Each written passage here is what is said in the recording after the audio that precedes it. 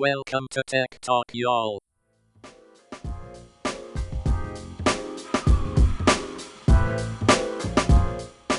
Hi, and welcome to Tech Talk, y'all, episode 331. I'm Adam Walker. And I'm Sanjay Parekh.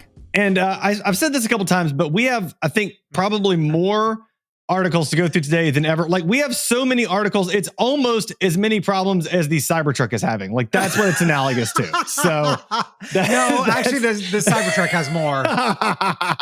You would think, but I think the Cybertruck has more. So this is our Cybertruck heavy article episode. So let's just dive in. I don't even know where to start. Like, what? Yeah. So I was just going to say, listeners should be ready for like an hour and a half episode. I think, hopefully not, but we're going to fly through some stuff. So we'll see how we go. Yeah. So first up, all new Atlas. So this is a link to a video. It's the new Boston Dynamics Atlas robot, and oh my gosh, it is like I showed it to my wife. Terrifying. Okay, like I was like, hey, look at this, and she goes, "That's AI, right?" I was like, "No, that's a real robot that's standing up like the Terminator that's coming to kill you. That's what that is." So we're all gonna die. And we'll have a second part of this story in Weird and Wacky in a few minutes. Oh, big time. Big time. In like an hour and a half. Stay tuned for that. Whatever. Yeah.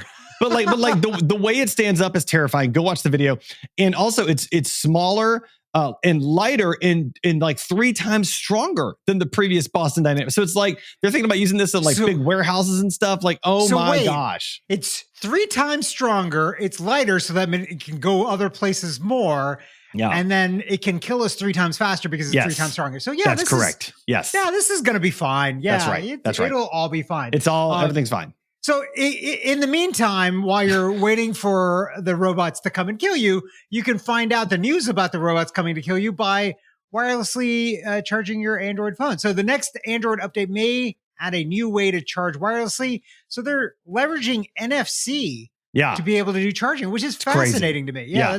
That's well, interesting. It's significantly slower charging, so it's not practical so much for charging your phone. But what they were saying in the thing is like it might be practical for charging other peripheral devices that usually use a disposable battery, right? And so like charging like styluses and earbuds and different things like that. Not that those use a disposable battery; they actually don't. But that was the example used in the article, which now I realize is weird. So.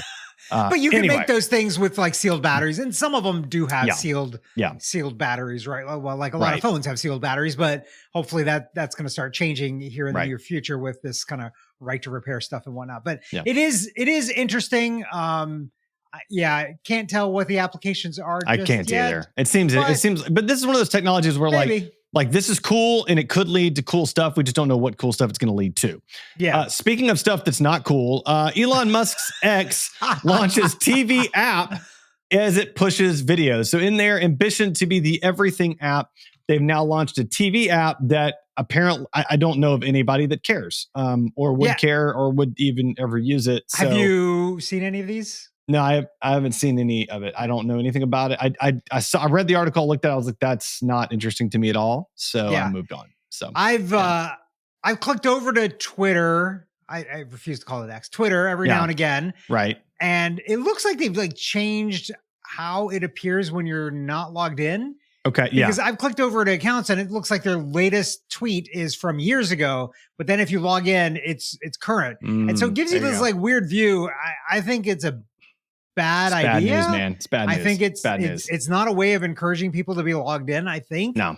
And create adoption, but whatever. Whatever. You do you, man. That's not my money that's been lit on fire. So yeah, good luck with that. Talking about maybe not lighting money on fire, Amazon launches a new grocery delivery subscription in the US. You're probably wondering like, wait a minute, I already have grocery delivery from Amazon for free. Why would I pay? Yeah. So this is right now you can get $100 or more delivered for free to you through Amazon. This is I think it's a $9.99 subscription. Yep. And you can get $35 or more of groceries delivered to you for free instead. Yep. So if you're within an hour too. Oh, within an hour. That's Oh, that's interesting. Yeah, and if you use I think EBT cards, you can get the subscription for half price, which I think is actually pretty cool. Yeah. And then also you can do I think unlimited pickups, like 30-minute pickups or something like that as well. Right. Yeah. So the EBT one is actually kind of interesting, I think, because there is always a lot of talk about these areas in lower income areas that don't have access to fresh food. Right. And so this maybe unlocks it. Now, the challenge is hey, it's going to cost you $60 a year to unlock this. Right. And if you're already on limited income, are you going to spend $60 to get access to this? But maybe this is a thing that, some nonprofits or foundations would be like, hey, we want to enable this. Yeah.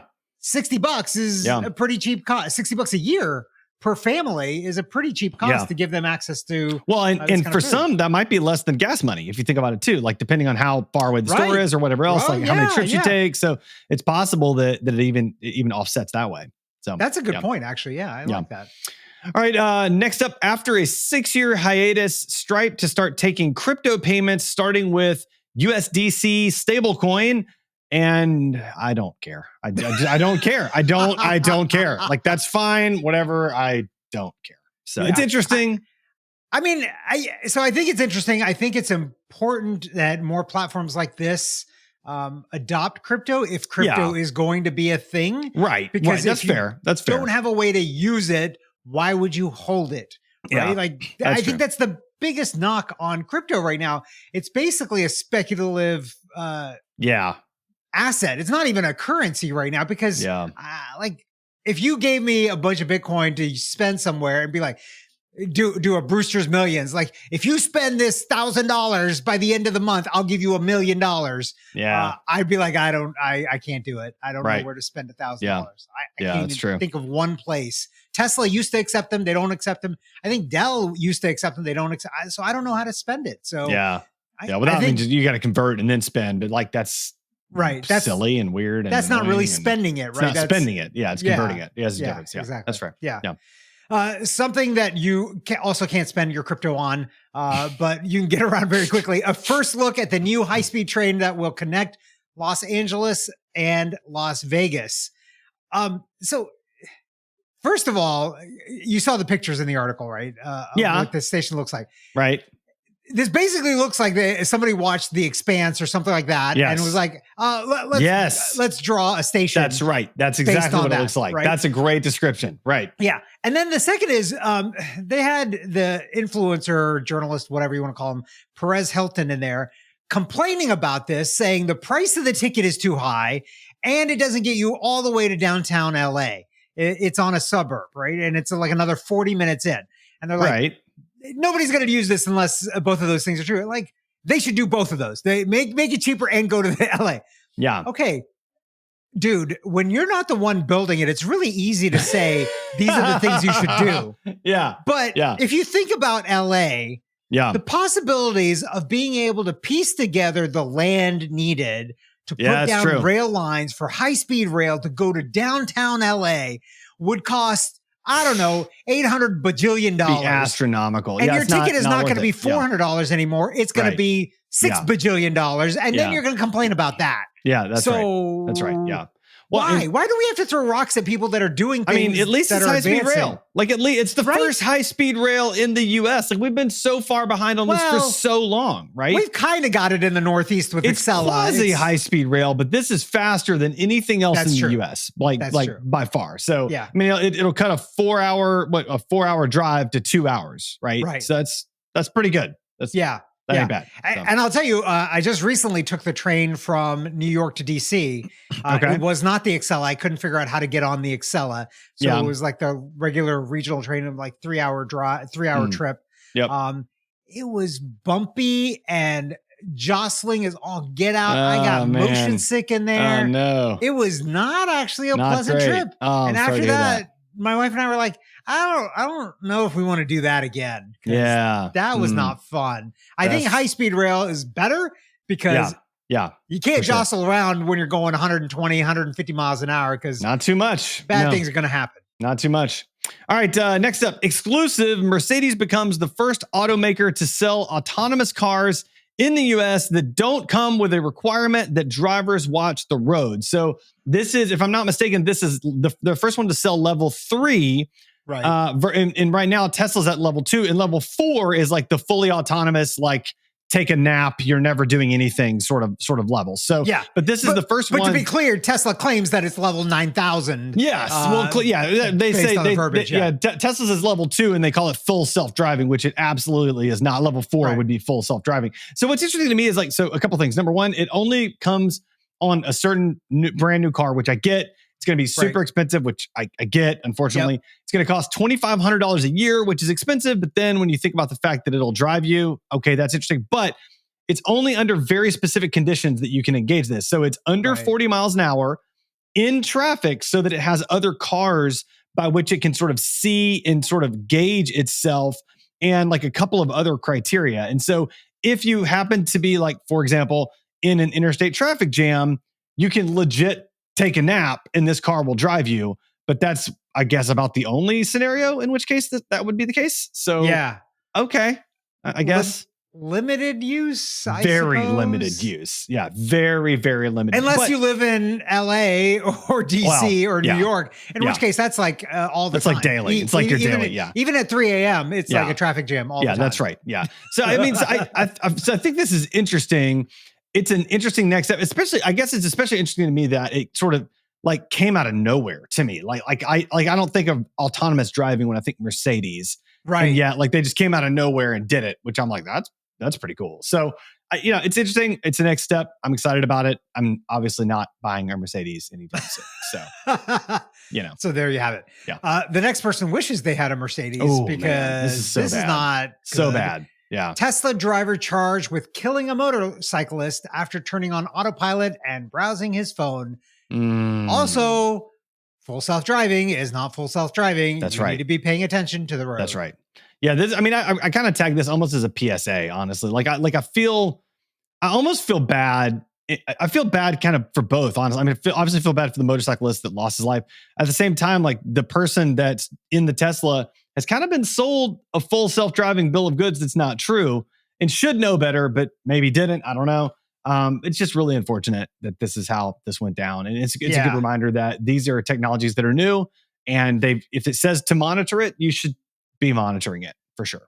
So, right. Yeah. I feel worse for the motorcyclist. Well, for sure. Yeah, for sure. Yeah. I mean, it was not their fault. They didn't make the choice and they lost their life because of somebody else's poor choices. So. Yeah, that's right. Yeah. Well, speaking of poor choices, Cybertruck owners, Tesla recalls Cybertruck over, quote, trapped pedal issue seen in owner's viral TikTok video. So I saw this video. Did you see this video? Yeah, yeah. So the video is basically if you pushed the accelerator to the floor on the Tesla Cybertruck too hard, and there was like a plastic covering sort of over the gas pedal, what quote unquote gas accelerator pedal. The covering, the glue bond on the covering broke off. So the cover slid up and jammed into the underside of the dashboard of the Tesla Cybertruck, leaving the pedal completely to the floor and stuck.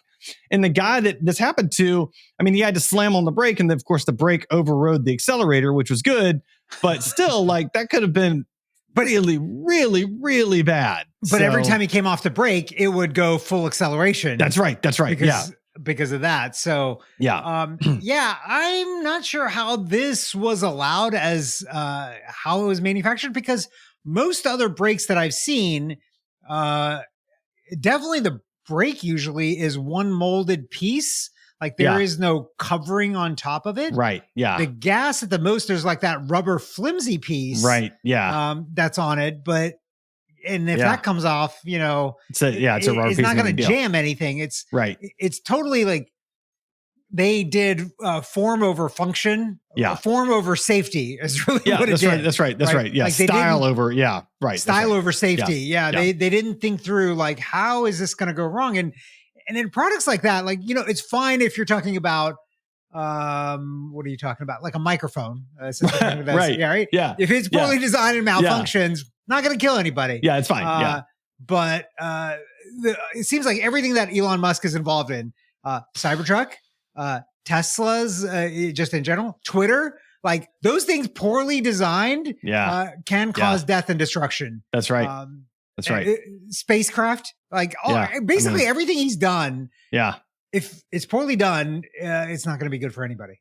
Yeah, it's not good for anybody. And there was a follow up to this about the announce of the Cybertruck recall was the worst possible time for Elon Musk. I actually forgot to read that article. Why is it the worst possible time? So because he's pushing again to get his massive pay package reinstated. Oh, that's right. That was struck down by the courts because now they're like, well, now all the investors know all of the details because it all came out in the lawsuit.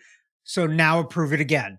Right. And so then now there won't be a way to sue again. Very bad idea. But like, I feel like Elon Musk is the synonym for bad idea. Yeah. Oh, you just did an Elon Musk. That's what I'm going to say right from now on. When somebody's doing something, Elon. Yeah. You just did an Elon. That was an Elon. Don't do an Elon. Right. What was the? It was on Friends, right? Doing a Monica. Well, I think about Office. It was doing a shroot. I think it was a shroot. You really shrooted that. So that was one, but it was also on Friends. Was it a Monica too? A Monica, okay. and then Phoebe changed the meaning of doing a Monica, which was something good, and not instead of something bad. You can Elon it, you can Monica it, or you can shroot it. It's all pretty much the same. There you go. Next up, I used AI. Talking about shrooting it, I used AI to plan my wedding. Here's how it went. Basically not great. Well, I mean, okay. I mean, it did. It found her. So it found her one venue that was not on her radar before, and it helped her plan like her flowers and stuff like that, like in an interesting way. Like, and gave her ideas for that. So like, she basically was like, yeah, it was mildly helpful. Could you just do that on Pinterest? Like, I mean, yes, the flower. 100%. Yes, yeah, you can do it on Pinterest. Yeah, and I think there's actually an AI tool that integrates with Pinterest now that helps you plan your wedding based on your boards and all that sort of stuff. And one of the things in this article was they were like, oh, well, show me pictures of this. And the ChatGPT was like, I can't show you pictures of that. Yeah. And then I was like, tell me some reviews. Like, no, I can't do that. I can't do that. Yeah. I can't tell you the latest reviews on the knot. All right. That's something left for the reader. So speaking of things that AI can't do, what is the Meta AI tool? Can you turn it off? New feature rolls out on Facebook and Instagram. So, all right. So first of all, I had seen the new Meta AI tool when I was logged into something earlier this week. So then I went and read the article, looked at it. It's supposed to be their competition to OpenAI, whatever. So then, like before the show, I'm like, well, I should actually use it beforehand. So I logged into Facebook. It's not there. And then I went on my app in Facebook, and it's not there. And I'm like, wait.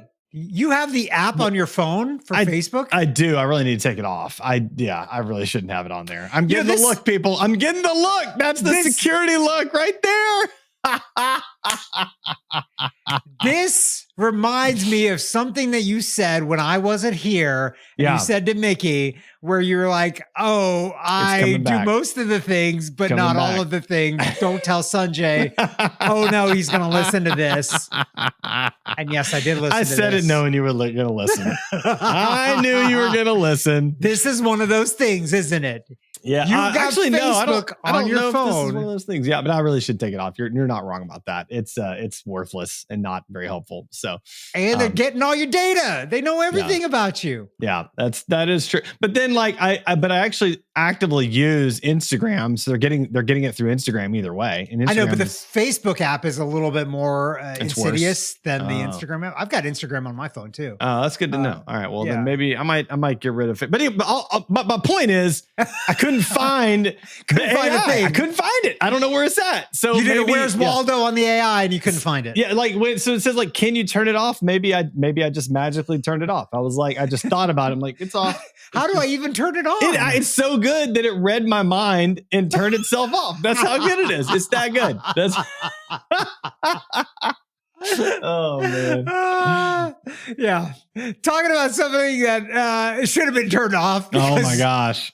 It shouldn't have been used. And this is why we can't have nice things. Really, honestly, like killer robots, like you could have just made the robots, but you made them killer now. Yeah. AI, here you go. Teacher arrested, accused of using AI to falsely paint boss as racist and anti-Semitic. Yeah. I apparently can't speak my way through this headline at all. Yeah, I mean, don't do this. Don't do it. Don't do that. It's Why would you do this? He deep faked it. Don't come on. you're going to get found out. Like if the technology's not there, you're going to get found out. Don't do that. So, so dumb. yeah. What was his? I didn't even read what was the reasoning? Was there? I didn't read that. I didn't get that far. I was just like, you're an idiot. I'm moving on. So, all right. It was basically just the headline of like, don't do this. Don't be an idiot. Speaking of you're an idiot, now moving on. Samsung tells its executives to work a 6-day week to, quote, inject a sense of crisis after posting its worst financial year in over a decade. So I wonder, what I really want to know is like, has Samsung not read the studies that show that working more leads to worse outcomes, not better outcomes? Like, have they not? Do they They're not like, pay attention? how can we to make that? this worse faster? Let's do this. Yeah, like I mean, I'm not trying to be a hater, but like, come on, like that's literally the worst thing you can do. Like, you got a bunch of stressed out executives. You're like, all right, we want you to stress some more. So here's what we're gonna do to make you improve, right? It's killing me, Whippings shall continue until morale improves. Get happier. Get happier. Why are you not happy? It's like that. It's just that's some similar approach. 100% like that. Yeah.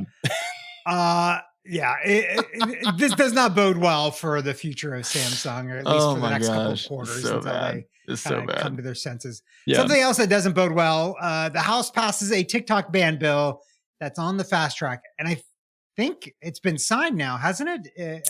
It's been signed. Yes, it is. It is signed into law. A 9-month runway to divest, which I can't imagine them doing.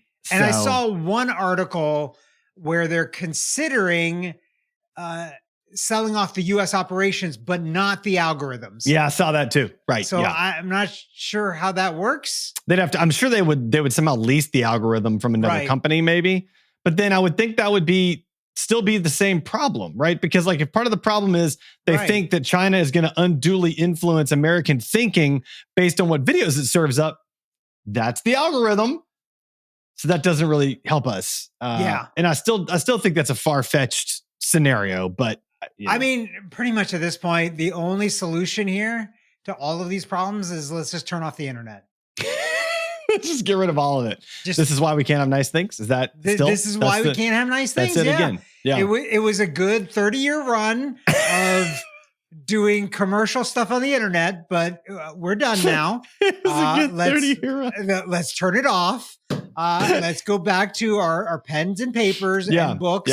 And letters and cursive. Walking outside. Are we going to reintroduce cursive in schools? Is that reintroduce cursive? Yeah, I think it's important. There's people that still can't read cursive. I'm thinking about that. And then go outside, listen to the birds. Yeah. And then come inside and watch your 6 television stations. Dude, birds aren't real. You can't. Birds aren't real. You didn't know? I forgot about that. Birds aren't real. Yeah, you can't listen to the birds anymore. They're not. You can listen to them. They're just. Real. Well, speaking of things you can listen to, crickets from Chirp Systems in Smart Lock key leak. So this was a leak, a security leak from a smart lock, essentially like a way to hack deadbolts, right? Like lock and get into people's homes, right? It's not even a hack because the unlock code was hard coded into the Android app. Oh man, the code to use it. So it's pretty straightforward to find the code. They were told years ago. And so the reason why this article actually jumped up in my view was we just recently, a couple of weeks ago, went to a student housing building here in Atlanta. Yep. We were looking at potential housing for the kids. Right. So off-campus housing. And they were promoting the fact that, so all of our locks are secured by Chirp Systems and their system thing. This was before this article came out. Oh, no. And then when I saw this, I was like, that's not ideal. That's not good. Yeah. So I'm wondering, I think that this is in a lot of off-campus housing. Oh, that's bad. Which is not ideal. Oh, that's bad. Speaking of not ideal, it's your turn here. Sorry. Is it my turn? Roku says 576,000 accounts compromised in data breach. Mine is likely one of them. Oh, for sure, mine's one of them. Like there's almost no doubt. Yeah. I mean, the nice thing is that I'm absolutely certain that I've got, individual passcodes for everything. So at least I know that my whole world's not coming apart, at least not at the moment. So, by the way, this is, and I know I've talked about this before on this podcast. This is another reason why you should have your own domain. Yeah. And use one of the tools that we've mentioned here in the past. Yeah. Improv MX or, something like that redirects all of the emails from that domain into another mailbox. Because here's what I do. I have a different email address for every single Roku site. Roku at, Apple or whatever. AT&T at, whatever. Yeah. And I have not done that. I need to do that. That makes so much more sense. So there's two reasons to do this. One, you instantly know when you start getting spam on one of those that that service has been compromised. Yeah. And that helps you be a little bit more aware of like, hey, if somebody tries to contact me pretending to be Roku, this is why it's already been leaked and my data is out there. That's right. The second is it actually makes it a little bit harder for somebody that compromises a system like this to try to hack into other systems where you might have accounts. Yeah. Because, what they're doing, they're not doing this one by one, right? They have 576,000 accounts. They're just brute force attacking everything with the same email. Brute force attacking on other again. systems and being like, let me see if I can just get in. They're not going one by one. Yeah. So because you have a different email address, and if you've used those email addresses as your login, which a lot of sites do, those things are not going to match up. So even if you were to do something dumb, and I know our listeners would not do this dumb thing, which is use the same password on multiple sites, they would not match up. You've got a unique username, unique password, right? Yeah. So listeners, please, it's not that expensive to do this, like $10 a year for a domain name. A couple of dollars a year at the most. You can get some free services too to redirect your emails. Protect yourself with this, and you don't have to go back and do all the other accounts that you've done in the past. Just over time, all the as new you're ones. logging in, all the new ones definitely do this. But as you're logging into older accounts, just update them then, and over time you'll be super secure. All right. Well, speaking of updating, something's not going to get up. Google's doing it again, people. They're doing it again. I mean, Google. It's Friday, so it's time to do one, right? It's Friday. Google's sunsetting on Friday. Anyway, sorry. Google One VPN will be discontinued. Pixel VPN remains with upgrade coming. So again, if you're trusting a Google product, it's going away. So don't do it. Just don't do it. And if you need a VPN, Molvad is the way to go. Here's a funny story, and I don't think I told you this yet, Adam. I was recently in New York, and I was shocked by the number of Molvad ads that are freaking everywhere. Really? In Times Square. Interesting. There's a huge Molvad ads. On the subways, there's Molvad ads. On taxis, there's Molvad ads on the top. Are you sure? Is it following you, or is it like some digital footprint and knows you're there? It's like Sanjay focused here? The ads are even great in terms of that. One ad said, if this billboard, if online ads were like this billboard, then they wouldn't know you after you passed this ad or something to that effect. It was like really well done. Gosh. But there's these yellow ads. I'll share some pictures with you. Yeah, I want to see that. Because I took some pictures of these Molvad ads. Okay. They're everywhere. And I'm so surprised because, I mean, here in Atlanta, you don't see any ads like that. Nothing. But it makes that's because sense they know Atlanta's not sophisticated enough yet for security-minded individuals. They know that I'm here and I've already told everybody.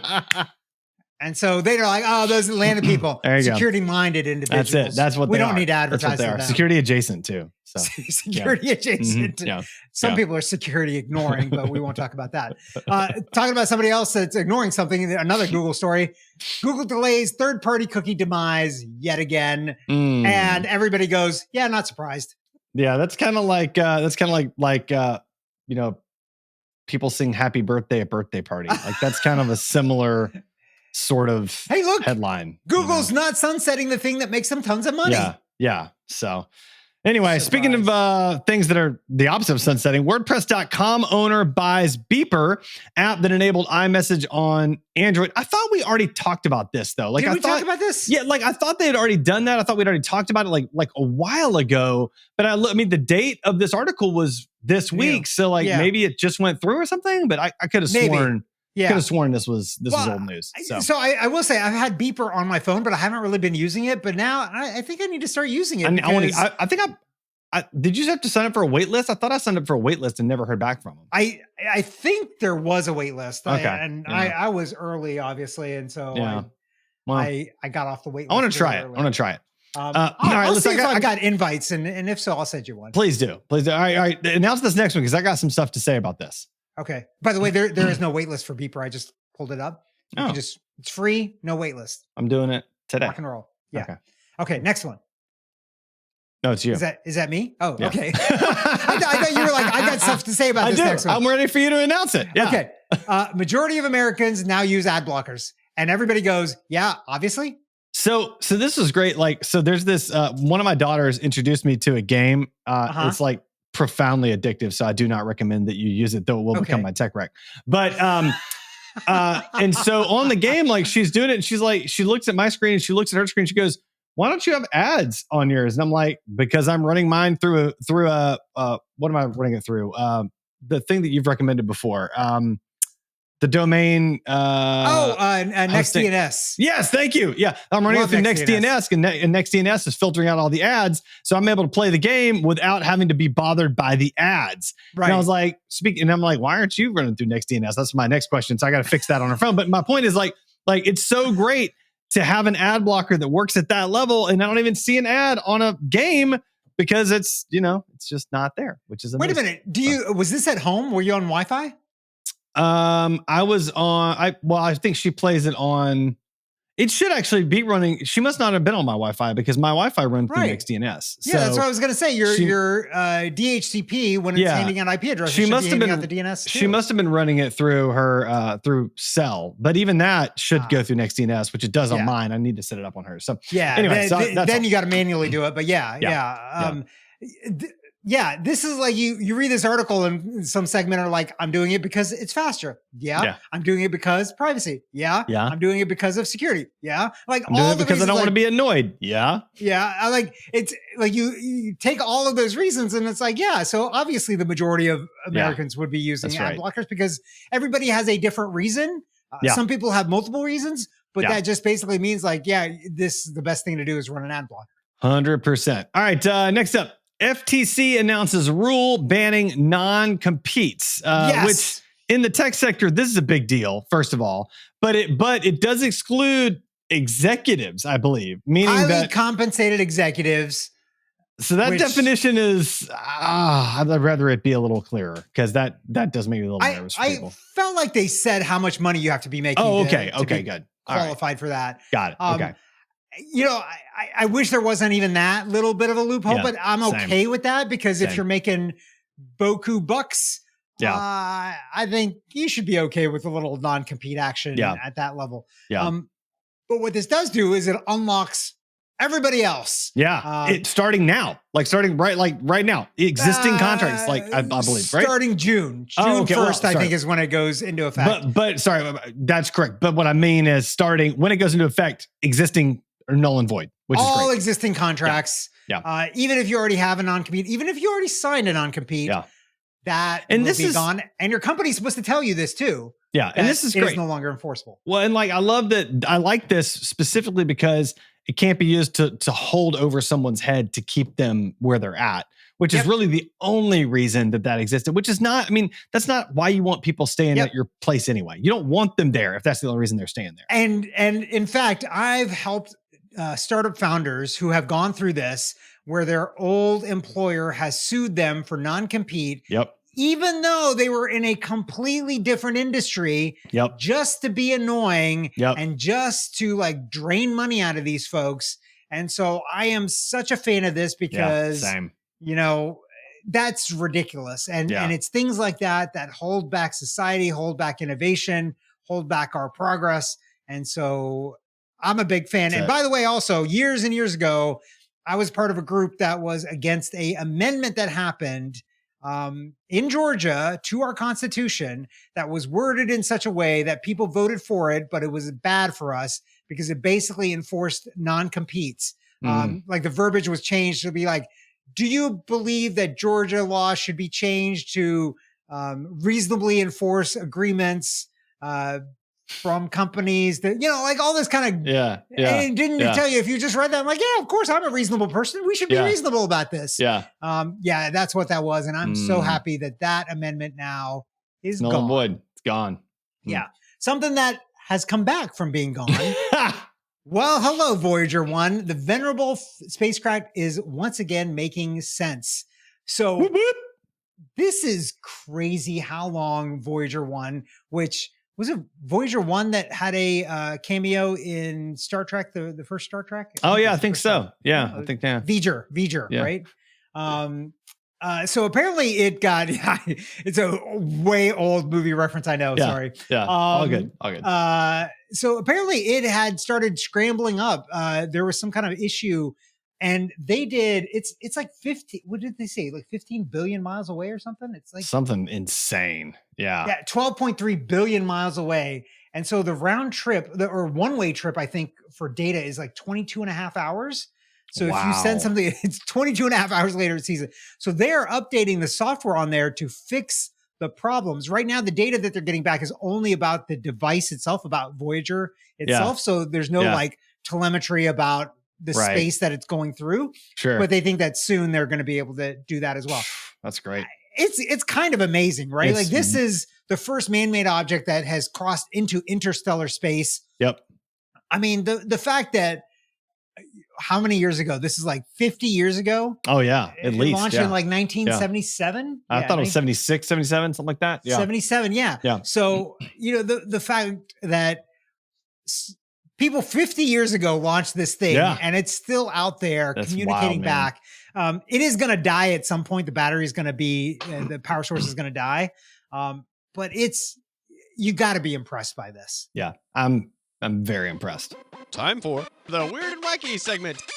Abominable snowman. He's not an axe murderer. One of the TAs turned out to be a bot. All right. First up in Weird and Wacky, whoever wrote this headline, like, my hat is off. My hat is off to you. Literally, friend. Your hat came off. So this is so good.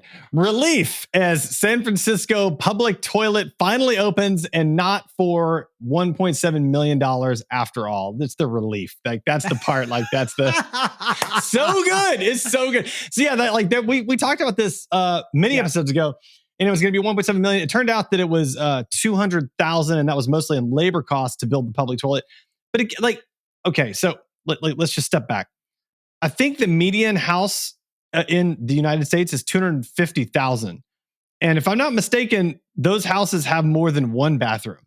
So they spent 200,000 on one. That still seems astronomically high to me. But the median house in San Francisco, not 250,000. Well, fair. That's fair. It's probably like 2.5 million, right? Yeah, but I'm just saying, like, 200,000 for a bathroom just still seems a little much. But I think that's all I'm trying to say. Public toilet needs a little bit more resiliency than the toilet in your house. I mean, I don't know about your bathroom habits, so I might be wrong. Yeah. Maybe your toilet room is pretty resilient. Yeah. That's a good point. The uses in your family. You do have a lot of humans in your house. I do have a lot of humans. I have a lot less humans. So my water closets don't have to be nearly as resilient. Oh my gosh. As one. Yeah. That's a fair point. In a public area like this. So I will say, from the pictures on the outside of it, it looks very great. Beautiful. It looks like a toilet that I would be willing to use in an emergency. So that's what. Well, you can keep track of that. All the places you can use in an emergency in Excel, because other people need to get off of Excel. Apparently, Formula One chief is appalled to find the team using Excel to manage 20,000 car parts. Yeah. Here's the thing. If you get beyond, like, I would say the upper limit for me would be like 1,000 rows in Excel. Mm-hmm. If you're over 1,000 rows in Excel, you shouldn't be using Excel. That's a terrible idea. That's not good. But what's funny to me is that I think this is not uncommon.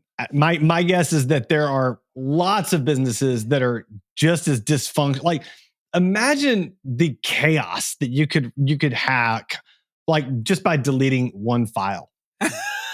Just imagine the chaos, or by like screwing up the rows, or like renaming a column, or like just, I mean, like Change one formula. Yeah, like that's what I'm saying. Like the lack of redundancy makes me cringe. And maybe they've got like backup files. I don't know, but like I'm just like, this is horrifying to me. And it's not just for, it's got to be. I'm thinking if you're using Excel for 20,000 car parts, you haven't really thought through backup files. Yeah, you're doing it wrong. That's really like, it's as simple as that. I think this file, they didn't talk about it, but it might just be on a flash drive, a thumb drive that they're just passing around from person to person. Yeah. Hey, I need the file. Can you hand it over here? Can you hand me the thumb drive? Can you just toss it? Can you toss it to me? Let me close it and save it, and then I'll send it over. I'll throw you the thumb drive, the master file, the one thumb drive to rule them all. Speaking of shipping things or moving things around, Utahns, I didn't know that's what they were called. Utahns reunited with pet cat they accidentally shipped with Amazon return. So they apparently had ordered a bunch of work boots, and they were returning the ones they didn't like in the Amazon return box, and their cat apparently likes to hide in boxes. And so the cat hid in the Amazon return box and got shipped from Utah to California. And they found the cat 6 days later and got a call from a vet, scanned a little, ID chip in the vet, called him up like, hey, I've got your cat. Like that, that's what happened. Like that's here's the funniest part of it, I wild. think, is they showed the picture of the box that they found the cat in, and it was steel-toed shoes, right? The topmost box is from Caterpillar. It says cat on it. Like, should you not have like taken that as a clue to like, that's weird. Let me just check to make sure my cat isn't in there. I didn't even think about that. Like the fact that it said cat. What occurred to me in particular is like, you have to do a lot of moving of boxes, and you can't like you didn't notice that there's something moving in the box. Like, it's pretty obvious when there's something moving inside of a box, like you didn't notice that. Or did the cat not make a sound when you like picked up the box to take it to UPS? Or when the UPS workers, many of them, it moved the box. Like, did they not notice that there's something moving inside of the box? Like this, like there's got. They're like, it's fine. They're just returning their cat that they bought on Amazon back to Amazon. They sell cats, don't they? Yeah, they don't actually. Obviously, they do. They don't. Yeah. That will be the next expansion of their business, though. Amazon Pets. Buy your pets online. We'll just deliver them right to you. Let's go buy that domain. Amazon Cats. AmazonPets.com. Yeah. Oh man! But one thing that you might be able to buy online, but you shouldn't, and I'm just waiting for somebody to do this and set their house and their entire neighborhood on fire. Yeah. Meet Terminator, a flame-throwing robot dog with 30-foot range being sold by an Ohio company. We're all gonna die. That's my own ad lib, by the way. At the end, I don't even know. It only costs just under $10,000. Yeah, and I don't have the words. Like, why would you build this? Why would you buy it? Why does this exist in the world? Because somebody was like, you know what? I need a something next level for a gender reveal party. Let's put a flamethrower on a robot dog and see what happens then. That's what this is going to be used for. A gender reveal party. Definitely. 100%. 100%. That's what it's going to be used for. The robot dog is supposed to set fire to either a thing that says boy or girl. Yeah. And it's going to set the whole and ultimately the entire fire. House goes up in flames, right? That's really what's going to happen. That's what's going to happen. Fire and carnage all over the yard. Yeah. You heard it here first. When this happens, listeners, you can then just call me Nostradamus after that. I predicted it. Tech wreck, time to get your tech wreck. Tech wreck. Chicky. Tech wreck. Time to get your tech wreck. Okay, Adam.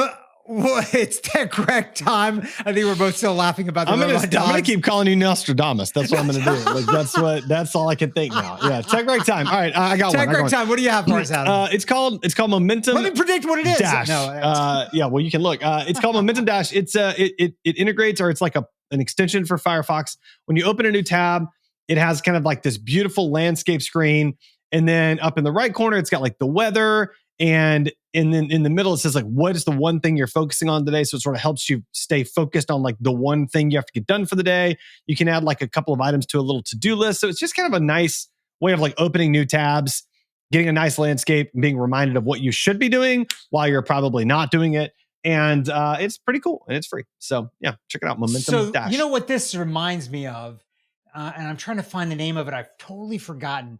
There was a service. This is a Web 1.0 company. Yeah. Where you could set your browser to their site, and every time you opened a new tab, it would take you to a new website. Stumble Upon. Yeah, Stumble Upon. That's what it Yeah. was. Oh yeah. I used to use Stumble Upon. Yeah. Yeah, that's what this kind of reminds me of, Yeah. except it's your own, like what you need to do. Right. Yeah. But how? So you go to the website. It says add to Firefox. It's free. How do they make money? Don't have any idea how they make money. I'm not sure what the monetization model is, but it's interesting. So I mean, you got to add an It's cool. extension. Are they just going to steal all your data? Is that the monetization model? That might be. You should check it out for me and let me know. So yeah. All right, Nostradamus, what's your tech rec? This is a new updated version of a product that I've already recommended in the past, the Flick. This is now the Flick Twist, which is a new product that they have out now and are selling. And so if you remember previously when I recommended the Flick, it's just a button and you can single press, double press on it, and it will, with the home automation system or with the mobile app, it'll automate things and do things. The Flick Twist is got the same button in the middle, but it also has a rotating dial on it as well. So one of the things that I've done with our Twist now that we have is I've actually hooked it into our Sonos surround sound system. And so without having to pull up the app or having to go one of the speakers and change the volume, I can just use the dial to adjust the volume level of the Sonos. So you can do a lot of things with it. You can hook it up if you've got automated blinds. You can use this for automated blinds to roll them up and down. You can do basically anything you want. You could turn the light level up and down. So whatever you hook it into, you can kind of control from this like analog dial and turn things up and down. So awesome. Seems like it works pretty well. I will say that this device is a little bit bigger, quite a bit bigger than the Flick button. And it uses, I think it's standard AAA batteries in there, or AA batteries. I think it's AAA batteries.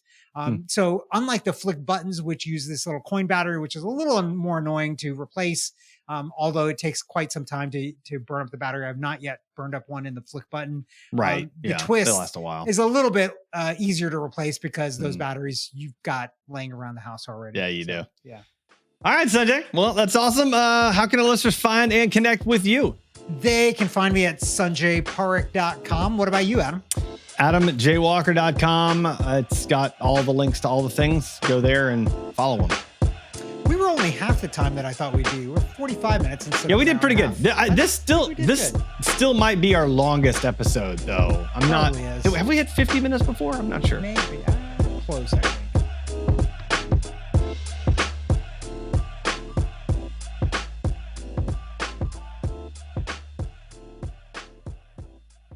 Dun, dun, dun.